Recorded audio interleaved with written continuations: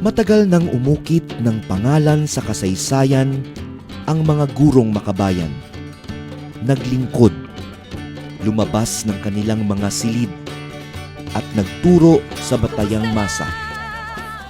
Inspirasyon sa amin, huwarang tunay, ang alay nilang talino, lakas at paninindigan. Aral ang prinsipyong tangan, dangal ng pakikibaka, kasama sa pambansang pagbabago, katuwang pag-unlad ng bayan. Hangad nilang turuan ang hindi naaabot ng karunungan. Nais nilang ibahagi sa pinagkaitan ng edukasyon ang kanilang panahon bilang mga guro. Subalit sila'y dinahas, inaresto, pinaratangan ng mga gawa-gawang kaso.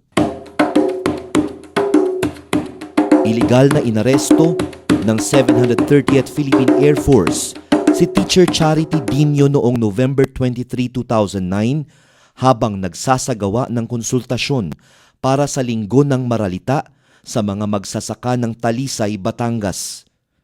Sa kamay ng mga abusadong militar, nakaranas siya ng pisikal, emosyonal at mental na pang-aabuso. Nagpatuloy yung pananakit habang iniintro ka. Paulit-ulit yung ganung senaryo na ginagawa sa akin. Binabantaan din ako na pipilahan ng mga lalaki. Mamatigas daw ako. Wala daw akong sinasabi. Iyak lang daw ako ng iyak. Nakakayamot daw yung iyak ng iyak ako. Ngayon lagi ang kanilang sinasabi sa akin.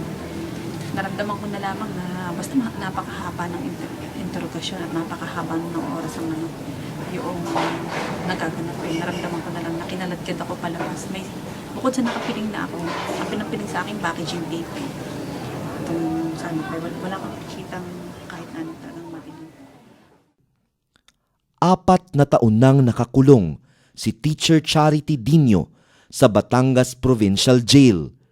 Ikinulong siya kahit walang ebidensya sa kasong isinampa laban sa kanya.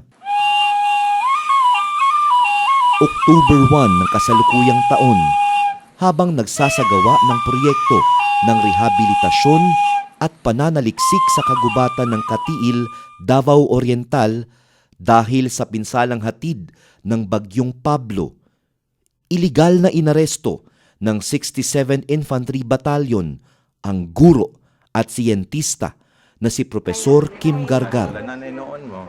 Walang pakundangan siyang pinaratangan na miyembro ng New People's Army.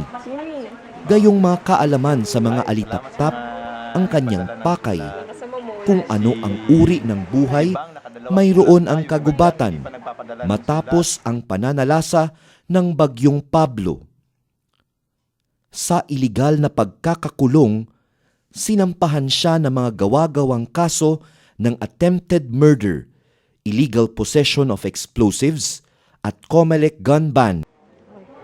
Sir, naamang yung sa mga news write-ups kayo ng gawas, pati sa national, may nasabi doon na pina-admit ka raw ng military na miyembro ka raw ng People's Army. Ano masasabi niyo doon? Nag-admit ka raw. Oo, totoo yun na kasi kung sa harap nila, talagang yun lang talagang ang tingin ko gusto nilang marinig. Wala nang ibang So wala nang ibang wala nang pwede mong sabihin na katutuan nila. At yung attitude ko at that time is just to extend my life. No, ayokong magkaroon pa ng antagonize sila na they will do harm to me or to my life. So I just gave them the answers that they want to hear. So if ever na may sinabi ako doon na to that effect, posible yun. Yun kasi yun na yung limited yung mo doon eh. You're not free to say otherwise within sa kamay nila. So parang you were forced to say something that matters, or parang ganun ang napilitan nangyari. Parang ganun ang nangyari. Kahit sino siguro sa ganung sitwasyon. Walang ibang Otherwise, I don't know, hindi ko alam kung anong pwede nang gawin sa akin.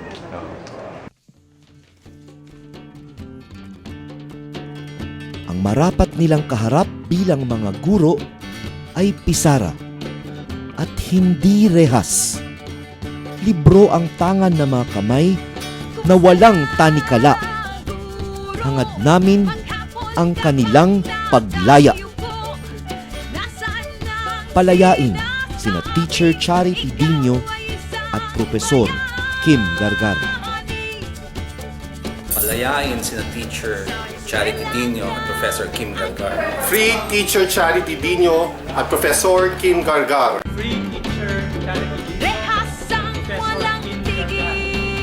Palayain si Teacher Charity Dino at si Professor Kim Gargar. Palayain si Teacher Charity at Professor Kim Gargar. Palayain si Teacher Charity Dino at si Professor Kim Gargar. Palayain ang lahat ng mga bilanggong politikal.